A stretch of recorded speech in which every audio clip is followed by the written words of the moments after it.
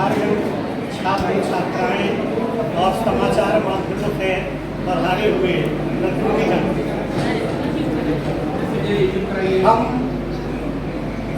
उस व्यक्ति का आज नमन करने के लिए, उसकी जयंती मनाने के लिए एकत्र हुए हैं जो राष्ट्र कवि, जो युगचारण, जो आपद धर्मा कवि, जो युगानुसारी कवि के नाम से जाना जाता है और जिसको हम श्री रामधारी सिंह दिनकर के नाम से जानते हैं। आज उनकी यह 116वीं जयंती है और इस जयंती पर सर्वप्रथम मैं उस महाकवि को, उस महान गद्यकार को, उस महान आलोचक को, एक सुलझे हुए राजनेता को अपनी ओर से विशेष अपना नमन, अपना प्रणाम निवेदित करता हूँ। दरअसल मैं आज तो अस्वस्थ ही हूँ, पानी पिलवा दो। संजय यादव जी के भय से अब मैं पानी भी पी दे रहा हूँ, क्योंकि मैंने इनसे वादा कराया था कि आप मुझे नहीं बोलवा के छोड़ेंगे। उन्होंने बांध कर रखा ही मुझे, तो खैर जब बंद ही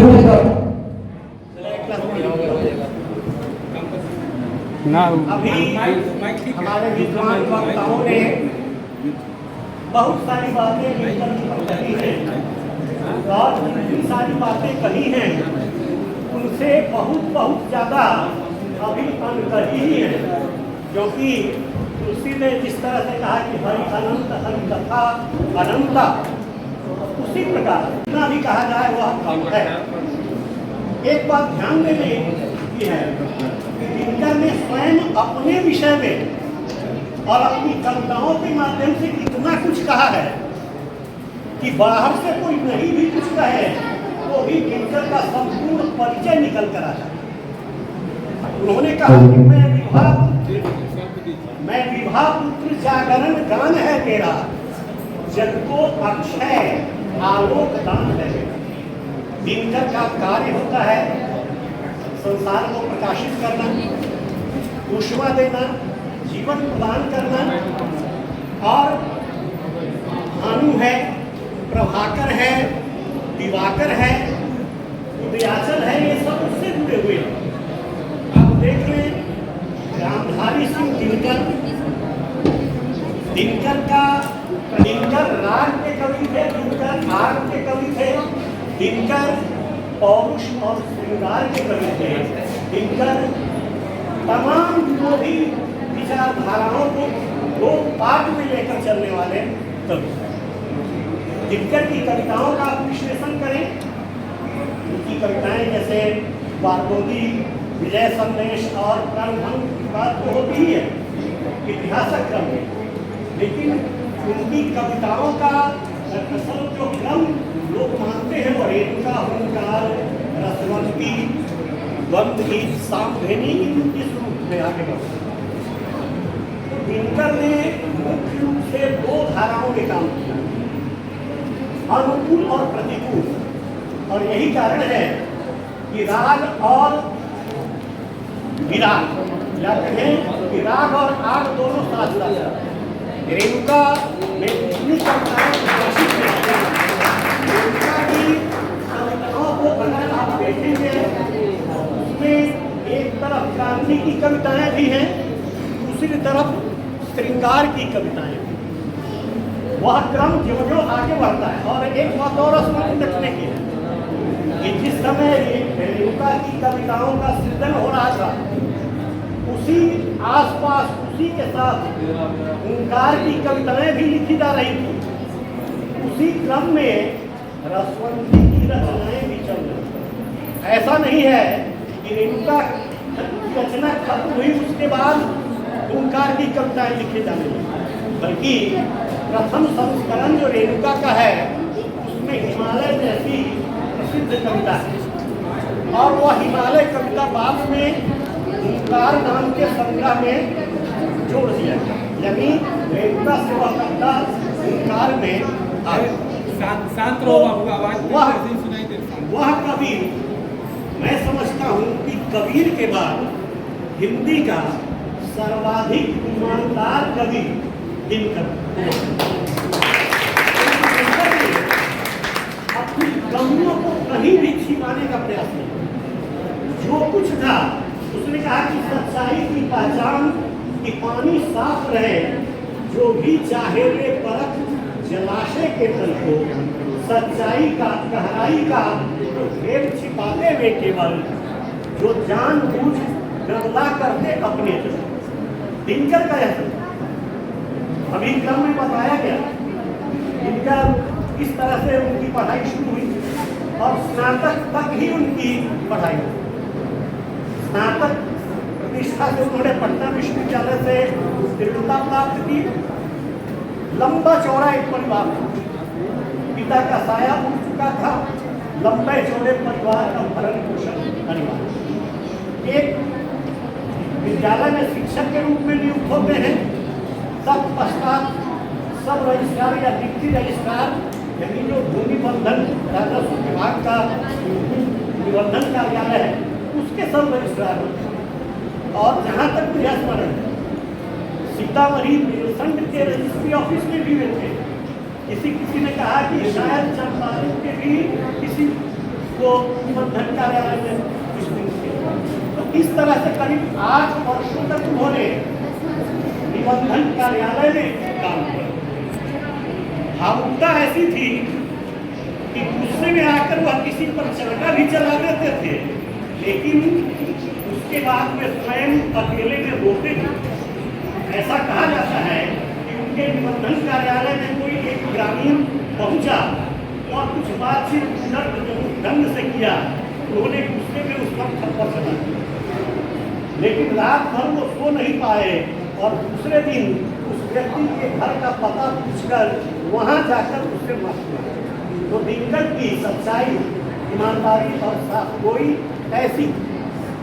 दूसरी चीज तो आश्चर्य की बात है कि सरकार की नौकरी कर रहे थे, अंग्रेज सरकार, और साथ साथ उसी के विरुद्ध क्रांतिकारी कविताएं भी लिख रहे थे। इसको एक विरोधाभास कहेंगे। जो व्यक्ति जिसकी रोटी खाता है या जिससे रोजी पाता है उससे पंगा नहीं लेना चाहता, लेकिन दिनकर का कितना बड़ा कलेजा और कितने जीवट का आदमी था, या उसमें राष्ट्र के प्रति कितनी दृढ़ता थी कि नौकरी कर रहा था अंग्रेजों की, लेकिन उसके विरुद्ध वह क्रांति की कविताएं लिखता है। और कहा जाता है कि एक बार उन पर मुकदमा कर दिया कोर्ट में, यानी हुआ कि सरकार के विरुद्ध लिखते हैं। तो जज ने इनसे पूछा कि भाई सुना है कि आप कवि हैं और आप जिसके यहाँ नौकरी करते हैं उसी के विरुद्ध कविता भी लिखते हैं। तो कहा कि कवि हूँ, मैं नौकरी करता हूँ, काम करता हूँ तो वेतन मिलता है, लेकिन मैं जिस राष्ट्र का हूँ, जिस देश का हूँ, उसके सम्मान में अगर मैं कुछ लिखता हूँ, इसमें न कोई देशद्रोह है, न कोई अपराध है। और जज ने मुस्कुराकर उनको वहाँ से छोड़ दिया। तो दिनकर की साफगोई या ईमानदारी है। दिनकर तो साथ साथ दोनों विरोधी ध्रुवों पर चलना पड़ा। और मन्मथनाथ ने कहा कि दिनकर का व्यक्तित्व फटा हुआ 2 भागों में, और जो भी सरकारी नौकरी में जाता है और अगर साहित्य का धर्म भी निभाना चाहता है तो उसको भी इस दोहरे व्यक्तित्व को छोड़ा। ऐसा दोहरा व्यक्तित्व लेकर दिनकर को साहित्य जगत में आगे बढ़ा। और कहा कि जागरण गान है मेरा, तो वो जागरण का गान भी करते थे, साथ साथ देश को जगा रहे थे। तो रेणुका की कविता, रेणुका, हुंकार और रसवंती, ये करीब करीब साल भर के भीतर में तीनों पुस्तकें प्रकाशित हो गई। और रेणुका में जहाँ क्रांति और श्रृंगार दोनों की कविताएं साथ साथ थी, हुंकार में प्रायः राष्ट्र प्रेम और आक्रोश की कविता, विपथगा जैसी क्रांतिकारी कविता हुंकार में। और कहा जाता है कि जब हुंकार प्रकाशित होकर आ गया उसके बाद भारत के स्वतंत्रता सेनानी जो होते थे उन हर सेनानियों की जेब में हुंकार की एक प्रति होती, लेकिन मूल रूप से दिनकर श्रृंगार और सौंदर्य के प्रति, कोमलता के प्रति। अब आपको आश्चर्य होगा यह जानकर कि दिनकर हुंकार लिख रहे थे, वो हुंकार में जब उन्होंने परिचय शीर्षक कविता लिखी तो उस परिचय शीर्षक कविता से आप जरा रूबरू बोले।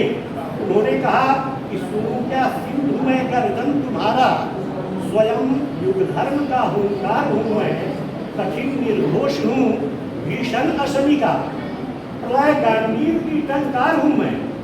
लेकिन आगे चलकर उसी कविता में वो कहते हैं कि जलन हूँ, दर्द हूँ, दिल की कसक हूँ, किसी का हाय खोया प्यार हूँ मैं, गिरा हूँ भूमि पर नंदन विपिन का के सुमन तनु क्या सुमन सुकुमार।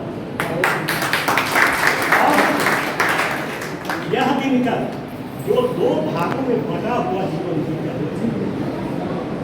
कहा कि मैं नौकरी छोड़ सकता था, लेकिन छोड़ने की हिम्मत इसलिए नहीं थी कि मेरे ऊपर एक इतने बड़े परिवार का बोझ था जिसको मुझे मैं नौकरी छोड़ नहीं सकता और मैं लेखनी भी छोड़ नहीं सकता था। इसलिए कुछ आलोचकों ने कहा कि दिनकर ने आजीवन दो कलमों से लिखा। एक कलम थी जिससे सरकारी फाइलें लिखी जाती थी और दूसरी कलम थी जिससे काव्य और साहित्य की। और इन दोनों कलमों में दिनकर ने कहीं भी भाव प्रेम नहीं हुआ। जब हुंकार प्रकाशित हुआ तो दिनकर उस समय देश के सर्वाधिक क्रांतिकारी कवि के रूप में प्रसिद्ध हो गए, सिद्ध हो गए और स्वीकृत हो गए। लेकिन तुरंत लगे हाथ रसवंती प्रकाशित होने के बाद क्या हुआ, उसमें उन्होंने उसके बाद उन्होंने सामधेनी लिखी। सामधेनी कहते हैं मेरी चाहे तो यज्ञ की अग्नि जलाते समय उत्साहित होती है।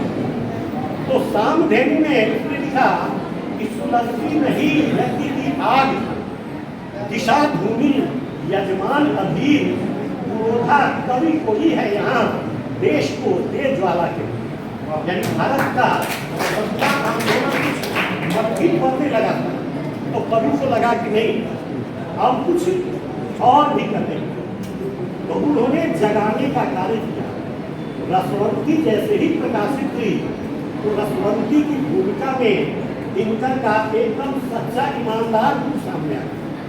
उन्होंने लिखा कि संस्कारों से मैं निश्चित रूप से कला के सामाजिक पक्ष का प्रेमी था या बन गया था, लेकिन मेरा मन भी चाहता था कि मैं इस गर्जन तर्जन से दूर रहकर एकांत में प्रेम के, श्रृंगार के, सौंदर्य के गीत गाऊं।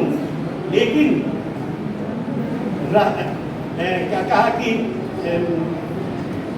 पर न हुए न कुटी बन पाती, मैंने कितनी युक्ति लगाई, आधी कभी कल्पना मिटती, कभी बिगड़ती बनी बनाई, रह रह पंखहीन खग सामे गिर पड़ता भूख के। यानी जैसे ही बाहर स्वतंत्रता की बातें होती थी, देश में जुल्म अत्याचार के समाचार आते थे, तो दिनकर के भीतर का वह जो सौंदर्य प्रेमी, श्रृंगार प्रेमी कवि था, वह आपद धर्म हो जाए। इसलिए दिनकर को आपद धर्म कवि का दिनकर ने स्वयं स्वीकारा कि मेरे भीतर राष्ट्रीयता भीतर से पैदा नहीं हुई है। मेरी राष्ट्रीयता ने मुझे बाहर से आकर आक्रांत किया है।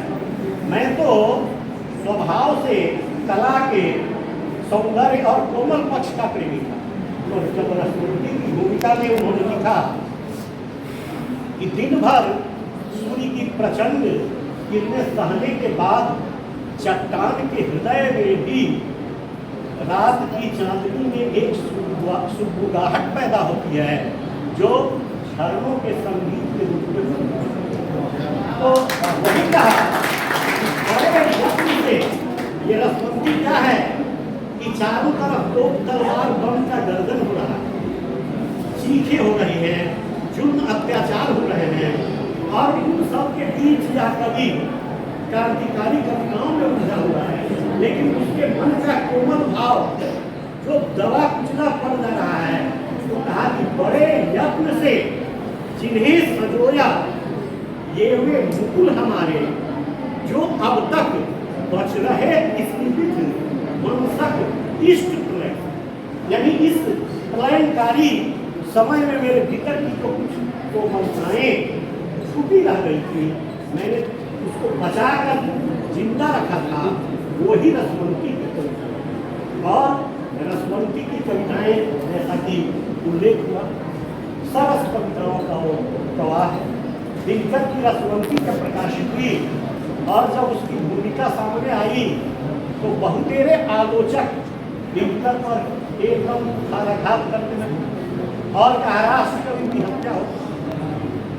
चूंकि राष्ट्र कवि के रूप में उनको ख्याति मिल चुकी थी, और रसवंती आई, और रसवंती की भूमिका तो उन्होंने कहा कि सुयश तो मुझे हुंकार से मिला है, लेकिन आत्मा मेरी अब भी रसवंती में ही बसती है।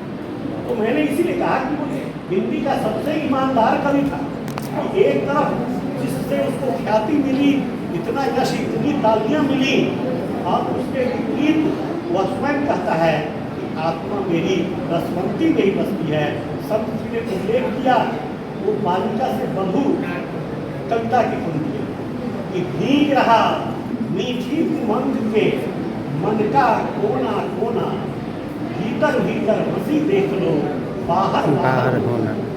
या उसी में है अंत में कि मंगलमय हो वंश सुहागिन, यह मेरा वरदान, हर सिंगार की टहनी से पूरे तेरे दरमान। दिनकर की ये परिवार में अपनी बेटियों के अलावा कई भतीजियां, उनकी शादियों में भी दिनकर को मशक्कत करनी पड़ी। विनय जी ने दिनकर जी की डायरी का हवाला दिया है, और कभी कुछ अंश एक जगह पढ़ने को मिला। जब अपनी बेटियों की शादी, भतीजी की शादी के लिए लोग भटकते थे, और कहीं भी ठीक से कोई बात नहीं हो पाती थी, बहुत ये हो जाते थे, खिन्न होकर के उदास हो जाते थे, और कहते थे हे भगवान, हवा के लिए जल्दी किसी वर का इंतजाम करें। यानी जो व्यक्ति इंद्र का आयुध पुरुष को झेल सकता है, सिंह से बाहें मिलाकर खेल सकता है, देखिए कि क्या स्थिति हो सकती उसकी। वह आदमी एकदम हताश, निराश, टूटा हुआ, हतवान आकर बैठा। तो दिनकर ने शुरू से, जैसे रसवंती सांवेलिक बात मैंने, लेकिन शुरू में मैंने कहा कि दिनकर द्वंद्व के कवि, उनकी सारी कविताओं को आप देखें या उनकी दो प्रवृत्तियों को रखें, दोनों में द्वंद्व है।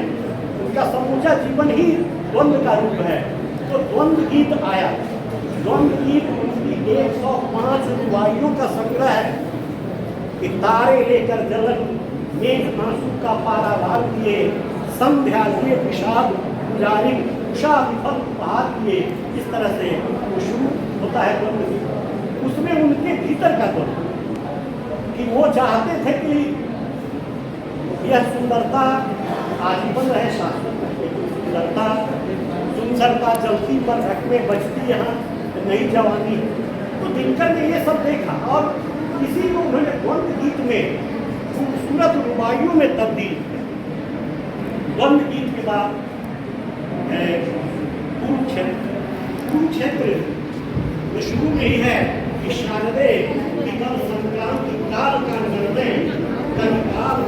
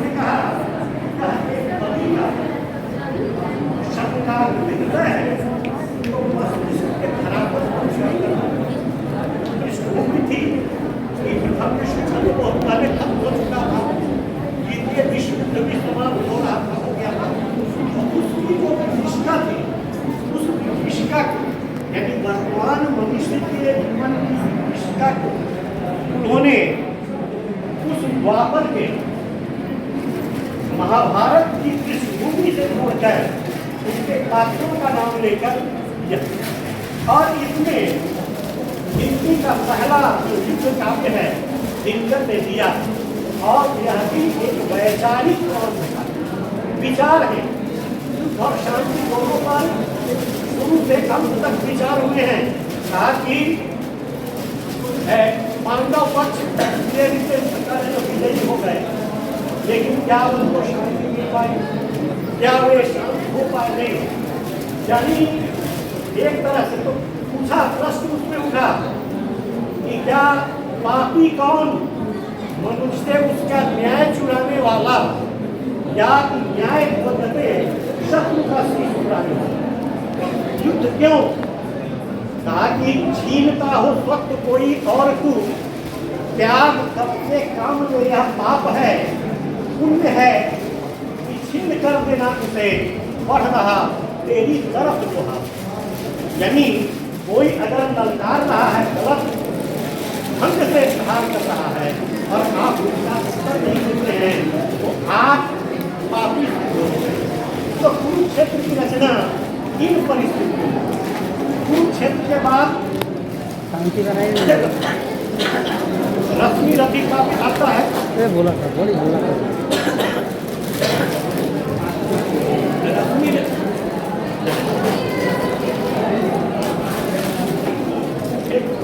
का उद्धार तो था ही, लेकिन जब उसकी भूमिका को लिखते हैं तो लिखते हैं कि मैंने रश्मि रथी बाएं हाथ से लिखी, यानी बहुत गंभीरता पूर्वक नहीं।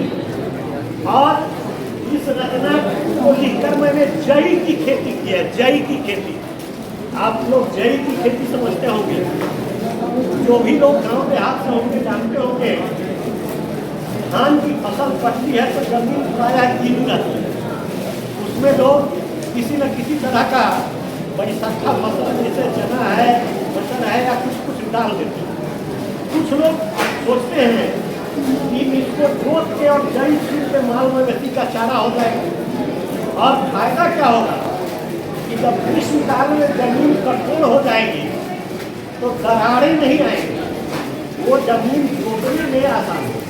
तो उन्होंने जई की खेती की और नए हाथ से लिखा और इस रूप में रश्मि रथी जैसा एक ऐतिहासिक प्रबंध काव्य हमारे सामने आया, जिसकी पंक्तियां आप जब पढ़ते हैं तो आपके भीतर एक प्रकार का ओट, एक रवानी पैदा हो जाता है। दिनकर की भाषा की विशेषता ही है।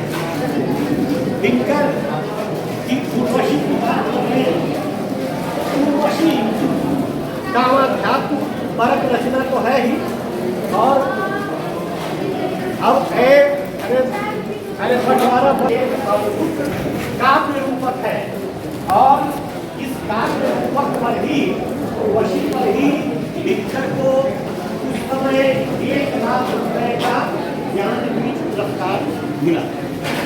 उर्वशी जिन लोगों ने भी पढ़ा है, जब उसको पढ़ेंगे, उसकी पंक्तियों के भीतर जब करेंगे तो पता चलेगा कि उर्वशी नाम का, अध्यात्म का, सौंदर्य का, दर्शन का, चिंतन का, मनन का एक प्रवाह है, ऊंचाई है, जिसमें रसिक या बुद्धिजीवी या साहित्य शास्त्री गोता लगा कर जाएंगे और उसका अंत नहीं हुआ। दिनकर की कविताओं के साथ साथ उनकी गद्य रचनाएं तो उनकी पहली रचनात्मक निबंधों का एक संग्रह आया और मिट्टी की ओर में दिनकर ने अपनी कविताओं की जो वैचारिक पृष्ठभूमि है, उस वैचारिक पृष्ठभूमि को उसने अच्छी तरह में रखा है, यानी इसके माध्यम से दिनकर की कविताओं को समझा जा सकता है।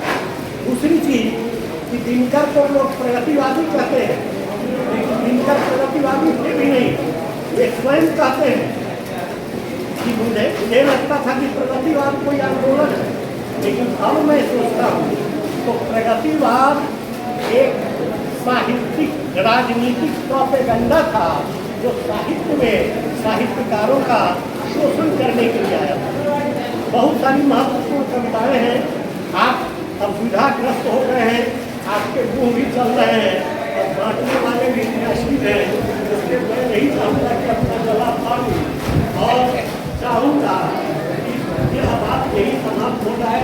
लेकिन आप छात्रों के लिए एक संदेश क्या मिलता है कि दीपिका को आप जितना ही पढ़ेंगे आपका भाषा ज्ञान बढ़ेगा। दिनकर की भाषाई क्षमता जो है वह आपकी भाषाई ऊर्जा को बढ़ाएगा। आप अपने शब्दों की तलाश पाएंगे और सोच पाएंगे कि कठिन से कठिन बातों को सरल से सरल ढंग से कैसे व्यक्त किया जा सकता है। और इस अवसर के लिए मैं डॉक्टर संजय यादव को बधाई देता हूँ, धन्यवाद करता हूँ। आपने उस महान साहित्यकार की जयंती का आयोजन करके हम लोगों को यहाँ बुलाने या बोलने का मौका दिया है।